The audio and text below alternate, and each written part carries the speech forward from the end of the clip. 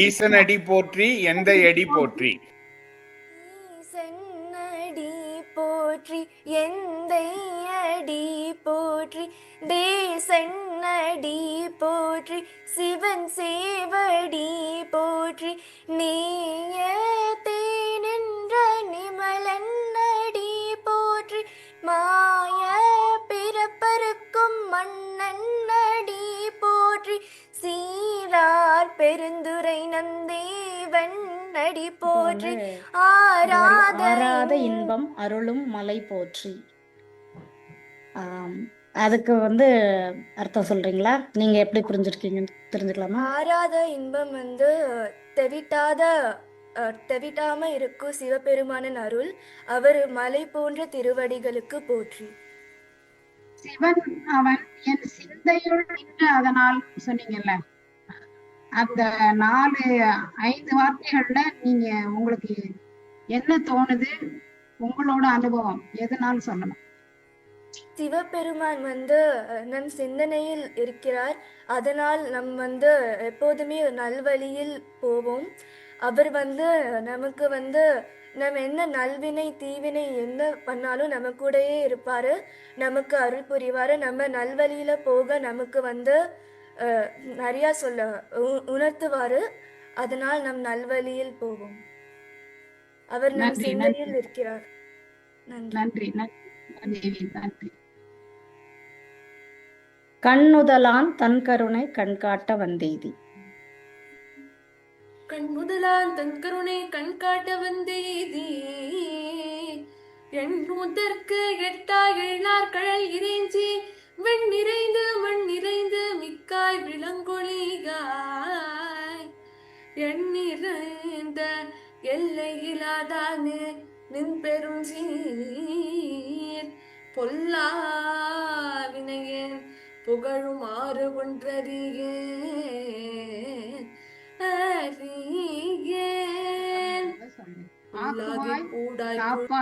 அளிப்பாய் அருள் தருவாய். அதாவது சிருஷ்டி ஸ்திதி சம்ஹாரம்னு 3 ஸ்திதிகள் இருக்கு இல்லையா? சோ பிரம்மாவாவும் விஷ்ணுவாவும் அந்த சம்ஹாரத்துக்கும் உரிய அந்த மூர்த்தியா இருக்கக்கூடியது பரமேஸ்வரன். இப்படி எல்லாமாவும் இருந்து எனக்கு அருள் புரியக்கூடிய பரமேஸ்வரனேன்னு சொல்றேன். நன்றி நன்றி. இப்ப எல்லா பிறப்பும் பிறந்திழைத்தேன் எம்பெருமான் அப்படின்னு சொல்றாரு இல்லையா மாணிக்க வாசக பெருமான்? எதுக்காக அப்படி சொல்றாரு?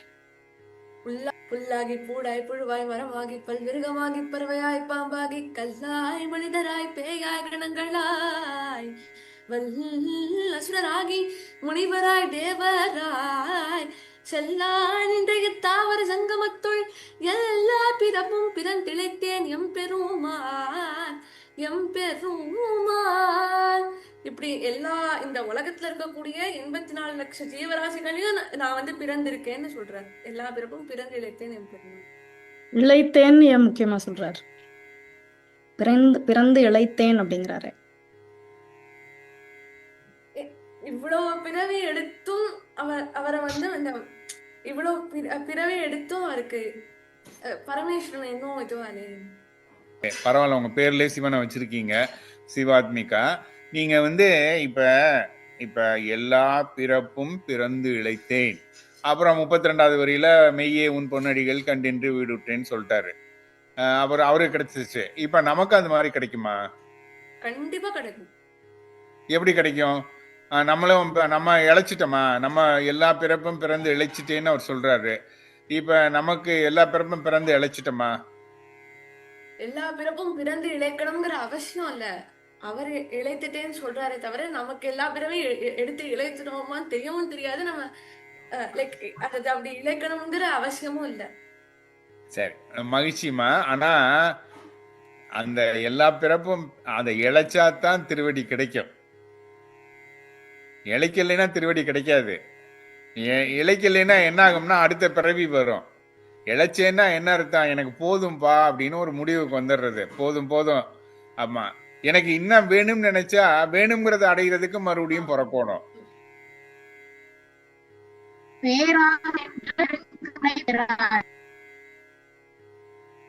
பேராது நின்ற பெருங்கருணை பேராரே ஆறாமுதே அளவிலா பெம்மானே ஓராதார் உள்ளத்து ஒளிக்கும் ஒளியானே நீராயுருக்கி என் ஆறுயிராய் நின்றானே இன்பமும் துன்பமும் இல்லானே உள்ளானே அன்பருக்கு அன்பனே யாவையுமாய் எல்லையுமாய் ஜோதியனே சிந்தை மகிழ சிவபுராணம் தன்னை அப்படி ஒரு வரி வருது. சிந்தை மகிழ சிவபுராணம் தன்னை. நீங்க அந்த வரை என்ன புரிஞ்சுங்க? சிந்தை மகிழ அப்படின்னா மனம் மகிழ சிவபுராணம் தன்னை படித்து மகிழணும் அப்படின்னு அதை தெரிஞ்சுக்கிறது. சிந்தை மகிழ, சிந்தைனா மனம், மனமகிழ சிவபுராணம் தன்னை. நன்றி நன்றி. நல்லா இருந்தது. பொல்லா வினையேன் புகழுமாறு ஒன்றறியேன், அதுக்கு என்ன அர்த்தம் நீங்க புரிஞ்சுக்கிட்டது? பொல்லா வினையேன் புகழுமாறு ஒன்றறியேன். பொல்லா வினையேன் அப்படின்னா நான் செஞ்ச வினைகள், அதாவது என்னோட கெட்ட வினைகள்னால கெட்ட செயல்கள்னால என்னால உன்னை பத்தி எந்த வார்த்தையும் எதுவுமே என்னால புகழ்ந்து சொல்ல முடியல. ஒரு வார்த்தை எனக்கு தெரியல உன்னை பத்தி புகழ்ந்து சொல்ல அப்படின்னு சொல்றாரு. ஓகே, சரி, அவர் சொல்றது கரெக்டா? அவருக்கு புகழ்ந்து சொல்ல தெரியலையா? அவர் அதுக்கு முன்னாடி நிறைய சொல்லிட்டாரு புகழ்ந்து. ஆனா இந்த இடத்துல அவரோட தீய வினைகள்னால இன்னும் நிறைய இருக்கு, ஆனா சொல்ல என்னால முடியல அப்படின்னு சொல்றாரு. ஓ, அப்படியா? சரி, இப்ப நீங்க சொன்னீங்க தமிழ்ல நிறைய கலிவெண்பா அது இது இருக்குன்னு நான் தெரிஞ்சுக்கிட்டேன் அப்படின்னீங்க. அப்ப ஒவ்வொரு மொழிக்குமே ஒவ்வொரு சிறப்பு இருக்கும் இல்லையா? அப்ப தமிழ்ல நம்ம சொல்லலாம் வெண்பா, அது வெண்பாவில கலிவெண்பா ஒரு வகை, அது சரி. அப்ப திருவாசகத்துக்கு போல ஒவ்வொரு மொழியிலையும் ஒரு இலக்கியங்கள் இருக்கும் இல்லையா? அப்ப நம்ம திருவாசகத்துக்கு சிறப்புன்னு என்ன சொல்றாங்க? திருவாசகத்துக்கு என்ன சிறப்பு அப்படின்னா மறுபிறவிய அறுக்கிறதுக்கு இறைவனை வேண்டுறோம் திருவாசகம் மூலம், அதான் சிறப்பு.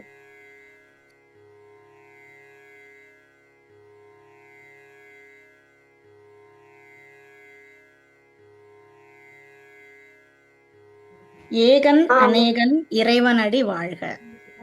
ஏகன் அநேகன் இறைவனடி வாழ்க, வேகம் கெடுத்தாண்ட வேந்தனடி வெல்க, பிறப்பருக்கும் பிஞ்சகந்தன் பெய்கடல்கள் வெல்க, புறத்தார்க்கு சேயோந்தன் பூங்கடல்கள் வெல்க, கரம் குவிவார் உள்மகிழும் கோண்களங்கள் வெல்க, சிரம் குவிவார் ஓங்குவிக்கும் சீரோன்கள் வெல்க, ஈசன் அடி எந்த எடி நேசன் அடி போற்றி, சிவன் சேவடி போற்றி. திருமுறைகள் எத்தனை திருமுறைகள் இருக்கு? 12 திருமுறைகள். ஆமா, அதுல திருவாசகம் எத்தனாவது திருமுறையில வருது? தெரியலையா? நீங்க தொடர்புடைய செய்தியெல்லாம் தெரிஞ்சுக்கணுங்கிறீங்க. சரி,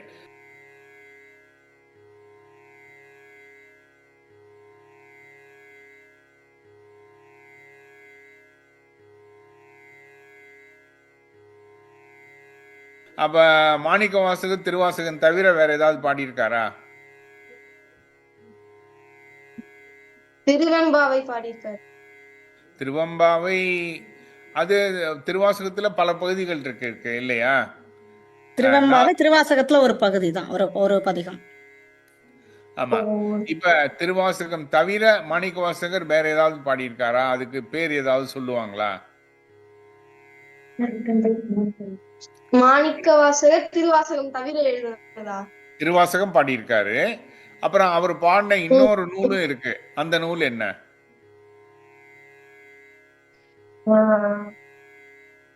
திருக்கோவையா? மெய்ச்சுடரே. அந்த வரி நீங்க என்ன நினைக்கிறீங்க? அந்த வரியை பத்தி மெய்ஞானமாகி முடிகின்ற மெய்ச்சுடரே அப்படின்னு மாணிக்கவாசகர் அந்த வரியில என்ன எதை குறிப்பிடுறாரு? மெய்னா உண்மையான அப்படின்னு அர்த்தம். சோ உண்மையான ஞானமா இருக்கக்கூடிய சிவன் ஒரு சுடர் மாதிரி, அதாவது திருவண்ணாமலை சுடர் எரியுதுல, அதாவது திருவண்ணாமலைனாலே அது சிவனுக்குரிய தலம். சோ அந்த மாதிரி மிளிர்கின்ற மெய் சுடரே, உண்மையான ஞானமாகிய சுடரே அப்படின்னு சொல்றாங்க. நன்றி. எனக்கு சொல்லுங்க. வேகம் கெடுத்தாண்ட வேந்தனடி வெல்க. சுந்தரருடைய வேகத்தை கெடுத்தாண்டவர் தான் சிவன். வேகத்தையும் கெடுத்தாள்பவர் அப்படின்னு சொல்ல வராங்க. சரி, ஓகே. அதோட கடைசியா முக்கியமான பாயிண்ட்டையும் சொல்லிட்டீங்க. சுந்தரருக்கு மட்டும் இல்ல நமக்கும் வேகத்தை கெடுத்தாழ்வார் அப்படின்ட்டு. குட், நல்லது, மகிழ்ச்சி.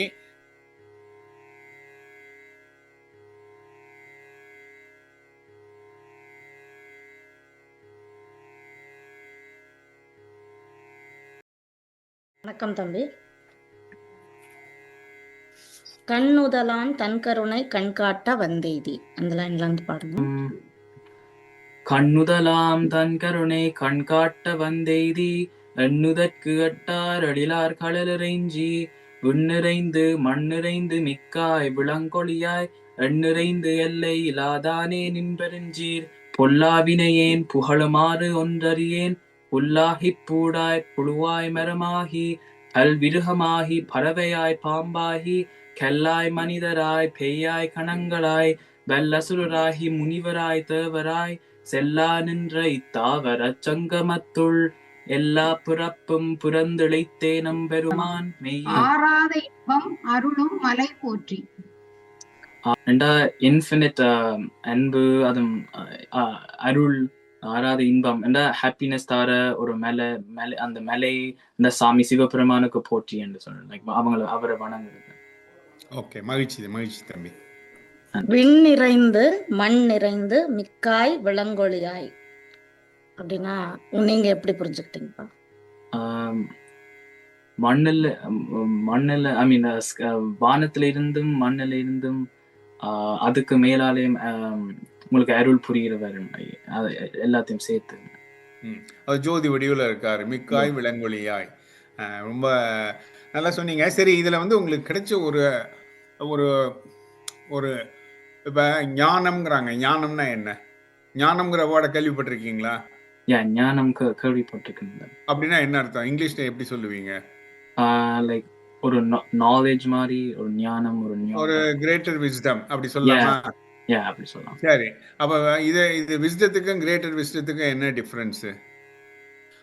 அப்ப அறிவுன்னு சொல்லக்கூடாது இல்லையா? அறிவுக்கும் ஞானத்துக்கும் ஏதோ ஒரு வித்தியாசம் இருக்கணும் இல்லையா? அறிவுக்கும் ஞானத்துக்கும் வித்தியாசம் இருக்கணும் இல்லையா? வித்தியாசம் இருக்கா இல்லையா? முதல்ல இருக்கு. அப்ப என்ன வித்தியாசம் அது? அறிவுண்டா நீங்க லைக் சும்மா நீங்க பாடம் படிக்கிற மாதிரி நீங்க சிலபஸை பார்த்து லைக் புக்கை பார்த்து படிச்சா அது எங்களுக்கு விளங்கும். இது லைக் ஞானம்ண்டா நீங்க அது ஸ்பிரிச்சுவலா வெரி டீப்பா போய் அண்டர்ஸ்டாண்ட் பண்ணணும். நீங்க அது லைக் ஒரு டீப் கனெக்ஷன் சாமியோட கிரியேட் பண்ணணும். அப்போதான் அந்த ஞானம் கிடைக்கும்.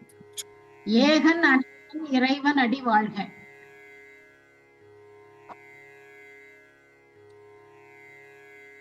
ஏகன் அநேகன் இறைவன் அடி வாழ்க. வேகம் கெடுத்தாண்ட வேந்தன் அடி வெல்க. பிறப்பருக்கும் பின்யகண்டன் பெய்கல்கள் வெல்க. புறத்தார்க்கு செய்யோந்தன் பூங்கழல்கள் வெல்க. கரம் குவிவார் உள்மகிழும் கோன்கழல்கள் வெல்க. சிரம் குவிவார் ஓங்குவிக்கும் சீரோன் கழல் வெல்க. ஈசன் அடி போற்றி எந்தை அடி போற்றி. தேசன் சீரார் பெருந்துரை நம் தேவன் அடி போற்றி. சீரார் பெருந்துரை நம் தேவன் அடி போற்றி. திருப்பெருந்துறையில உள்ள சிவனுடைய பாதத்தை வணங்கி நம்ம அவர் கால சரணடையணும் அப்படிங்கிற மாதிரி அஞ்ஞானம் தன்னை அகழ்விக்கும் நல்லறிவே. ஞானம் என்னோட ஞானம் இல்லாததை நீங்க வந்து அகற்றி நல்ல ஞானத்தை தரீங்க அப்படிங்கிற மாதிரி சொல்லுங்க. நல்ல அறிவேன்னு ஏன் சொல்றாரு? யார சொல்றாரு நல்ல அறிவே அப்படின்னு? மாணிக்க வாசகர் சொல்றாரு. மாணிக்க வாசகர் நல்ல அறிவே அப்படின்னு சொல்றாரு. யார சொல்றாரு? சிவபெருமான சொல்றாரு. சரி. ஈசன் அடி போற்றி எந்தை அடி போற்றி. ஈசன் அடி போற்றி எந்தை அடி போற்றி. தேசன் அடி போற்றி சிவன் சேவடி போற்றி. நேயத்தே நின்ற நிமலன் அடி போற்றி. ஆய பிறப்பருக்கும் மன்னன் அடி போற்றி. சீரார் பெருந்துரை நம் தேவன் அடி போற்றி. ஆறாத இன்பம் அருளும் மலை போற்றி சிவன் அவன் என் சிந்தையுள் நின்ற அதனால் அவன் அருளாலே அவன் தாள் வழங்கி சிந்தை மகிழ சிவபுராணம் தன்னை உந்தை வினை முழுதும் ஓய உரைப்பன் யான் கண்ணுதலான் தன் கருணை கண்காட்ட வந்தேதி எண்ணுதற்கு எட்டாய் எல்லார் கடலிறைஞ்சி வெண்ணிறைந்து மண்ணிறைந்து மிக்காய் விலங்கொலியாய் என் இறந்து எல்லை இலாதானே நின் பெரும் சீர். கடவுளை நம்ம டிஃபைன் பண்ண முடியாது. அவர் இன்ஃபினிட்டி அப்படின்ற மாதிரி. ஏன்னா அவருக்கு எல்லைன்றதே இல்லை. அவர் எல்லாமே அவர் தான். இந்த பிரபஞ்சம் எல்லாமே அவரோடது. ஸோ அவருக்கு எல்லைன்றதே இல்லை. அவர் என்னென்ன வேணாலும் நினைச்சதை பண்ண முடியும் அவரால். அவருடைய திருப்பாதங்களை பணிகின்றோம். பெரும் சிறப்பிற்குரிய அப்படின்னா அவங்களுடைய புகழத்தக்கரிய அவருடைய பாதங்களை நான் பணிகின்றேன். அவன் அருளாலே அவன் தாழ் வணங்கி. அவர் அருள் இருந்தாதான் நம்மளால அவருடைய பாதங்களை பணிய முடியும். நன்றி நன்றி. அதுல ஞானத்துக்கும் அறிவுக்கும் என்ன வித்தியாசம்? ஞானம்ன்றது கடவுளை பத்தி பேசுது. அறிவுன்றது நம்மள மாதிரி இருக்கிற மனிதர்களுக்குரிய உலகியல் வாழ்வுக்கு வேண்டிய இப்ப நீங்க ஸ்கூல்ல படிக்கிறீங்க, யூனிவர்சிட்டியில படிக்கிறீங்க, இதெல்லாம் அறிவு. இது அறிவு. ஆனா அதே சமயத்துல இறைவனை பற்றி என்றும் உள்ளது ஞானம், மெய் ஞானம், உண்மையான ஞானம். எது? இறைவன் ஒருத்தன் தான் உண்மை இல்லையா? அதை பற்றி அது கரெக்டா ஓரளவு சரியா சொன்னீங்க. நன்றி நன்றி தம்பி, வாழ்த்துக்கள். தாயிற் சிறந்த தயாவான தத்துவனை, அதுல இருந்து சொல்லலாமா? தாயில் சிறந்த தயாவான தத்துவனே, மாசற்ற சோதி மலர்ந்த மலர்ச்சுடரே, தேசனே தேனார் அமுதே சிவபுரனே, பாசமாம் பற்றறுத்து பாரிக்குமாரியனே, நேச அருள் புரிந்து நெஞ்சில் வஞ்சம் கேட பேராது நின்ற பெரும் கருணை பேராரே கருணை பேரா. கரம் குவிவார் உள்மகிழும் கோன் கடல்கள் வெல்க. கை குமிந்து அவங்கள கும்பிடுறவங்களோட உள்ளத்துல போய் மகிழ்ந்து அவங்கள கோன்கடல்கள் வெல்க. அவங்களோட உயர்வு ஏற்றுவாங்க. அவங்களுடைய உயர்வு அடுத்த லைன், சிரம் குவிவார் உங்குவிக்கும் சீரோன் கடல் வெல்க. யார் ஒருத்தர் இறைவனுக்கு முன்னாடி தலையை குனிஞ்சு மேல கையை கூப்பிட்டு கும்பிடுறாங்களோ அவரை அவர் லிஃப்ட் பண்ணி விட்டுருவாராம். கிட்டத்தட்ட பைபிள்ல இதே மாதிரி ஒரு வாசகம் இருக்கு. சரியா? ரொம்ப மகிழ்ச்சி மகிழ்ச்சி. வெய்யாய் தனியாய் இயமான நாம் விமலா. மேம், வெப்பமானவனும் நீயே, குளிர்மையானவனும் நீயே, இதெல்லாம் ஒண்ணு சேர்க்கிறவனே தூய்மையானவனே அப்படின்னு சொல்லி போட்டுறாங்க. சரி, இதுல உங்களுக்கு கிடைச்ச ஞானம் என்ன? எல்லாரும் கேட்டோம் இல்லையா ஒரு கேள்வி. உங்களுக்கு என்ன ஞானம் கிடைச்சது? ஐயா, அதாவது நம்ம பக்தியோட இருந்தோம்னா கண்டிப்பா நம்மளுக்கு முக்தி கிடைக்கும் அப்படிங்கிற ஒரு தெரியுது. பக்தி முக்திக்கு வழி, அதுதான் இதுல தெரியுது. ரொம்ப மகிழ்ச்சி. அது அருமையா சொன்னீங்க. மறைந்திட மூடிய மாய இருளை, அதுல இருந்து சொல்ல ஆரம்பிக்கலாமா?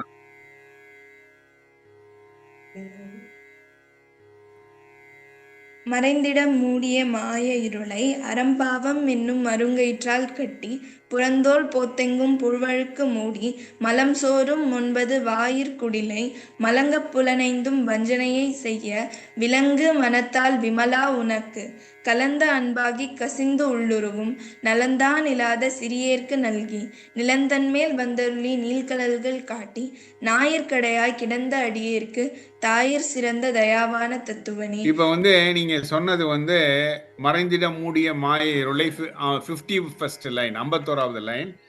நீங்க கிட்டத்தட்ட 76th லைன் வரைக்கும் சொன்னீங்க. நோக்கரிய நோக்கே நுணுக்கரிய நுண்ணுணர்வே. 51ல இருந்து 76, 77 வரைக்கும் சொன்னீங்க. இதுல ஏதாவது உங்களுக்கு ரொம்ப ரொம்ப பிடிச்ச வரின்னு ஒரு வரி சொல்றதுன்னா எந்த வரியை சொல்லுவீங்க? கலந்த அன்பாகி கசிந்து உள்ளுருவும். சரி, ஏன் அந்த வரி பிடிச்சிருக்கு? அதுக்கு என்ன அர்த்தம்? அது வந்து நான் என்னையே அர்ப்பணிச்சு சிவனுக்கு சிவனை பற்றி நான் யோசிக்கிறேன் அந்த மாதிரி இருக்கிறதுனால அது ஒரு ஒரு ஒரு நார்மல் பர்சனா இருக்கவங்க அதை அப்படி சொல்ல மாட்டாங்கல்ல. அந்த அந்த பக்தியும் அந்த ஸ்பிரிச்சுவாலிட்டியும் சில பேருக்கிட்ட தானே நம்மளால கண்டுபிடிக்க முடியும். பிறப்பருக்கும் பிஞகந்தன் பெய்கழல்கள் வெல்க. பிறப்பருக்கும் பிஞகன் தன் பெய்கழல்கள் வெல்க. பிறப்பை அறுக்கும்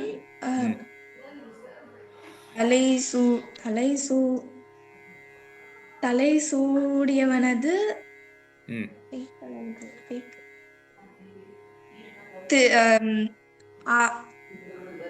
புரியும் திருவடிகள் வெல்லட்டும்.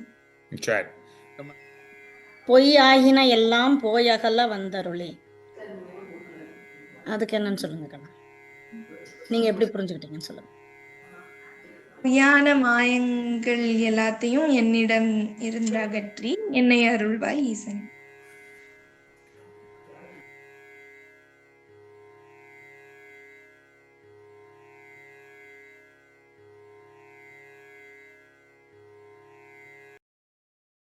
வேகம் கெடுத்தாண்ட வேந்தனடி வெல்க. ஓகே. வேகம் கெடுத்தாண்ட வேந்தனடி வெல்க. பிறப்பருக்கும் பிஞகந்தன் பெய்கழல்கள் வெல்க. புறத்தார்க்கு சேயோந்தன் பூங்கழல்கள் வெல்க. கரம் குவிவார் உள்மகிழும் கோன்கழல்கள் வெல்க. சிறங்குவிவார் ஓங்குவிக்கும் சீரோன் கழல் வெல்க.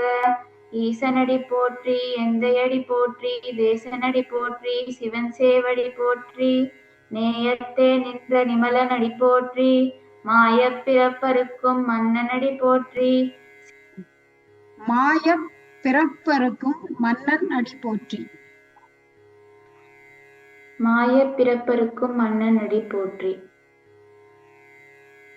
மாயையான பிறவிப்பிணியை அறுக்கும் மன்னனாகிய சிவபெருமானின் திருவடிகள் வணக்கம்.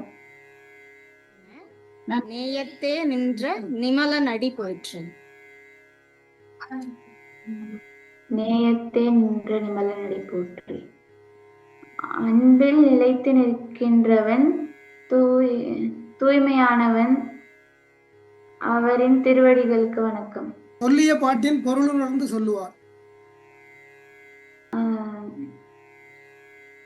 சொல்லிய பாட்டின் பொருளை உணர்ந்து நுட்பமான பொருளை உணர்ந்து சொல்கின்றவர்கள்.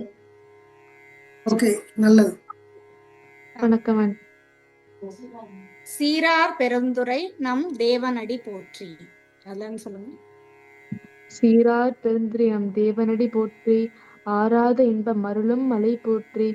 சிவனவன் என் சிந்தையுள் நின்று அதனால் அவன் அருளாலே அவன் தாழ்வணங்கி சிந்தை மகிழ சிவபுராணம் தன்னை முந்தை வினை முழுதும் மோய உரைப்பன் யான்.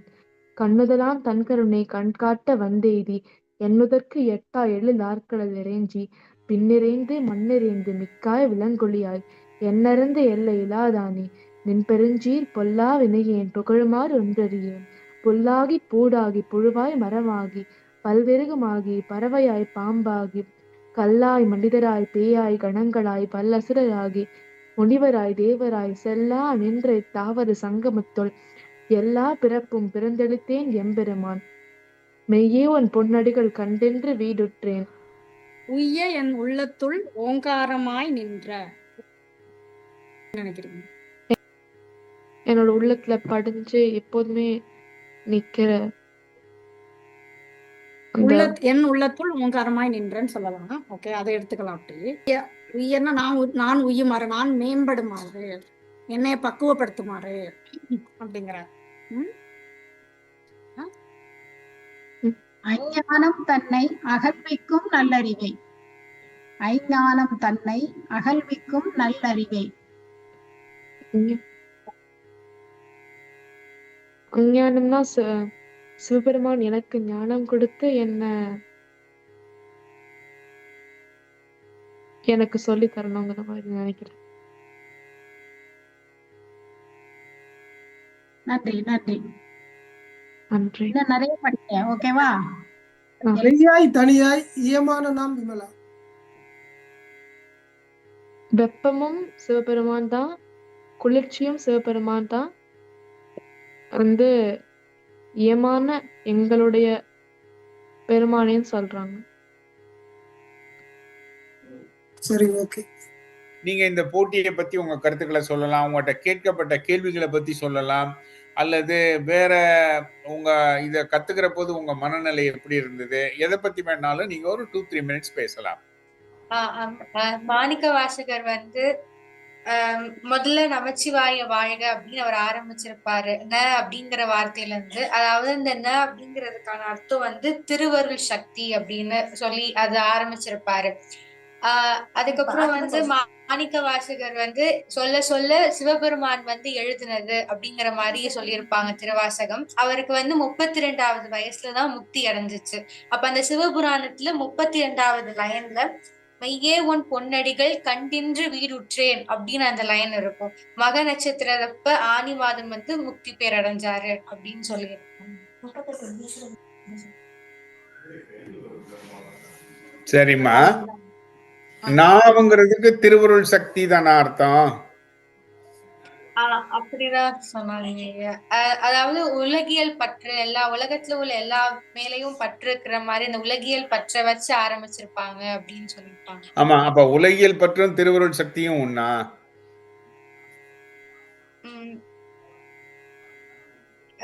கிட்டத்தட்ட ஒண்ணுன்னு தான் நினைக்கிறேன். இல்ல ஒண்ணு இல்ல.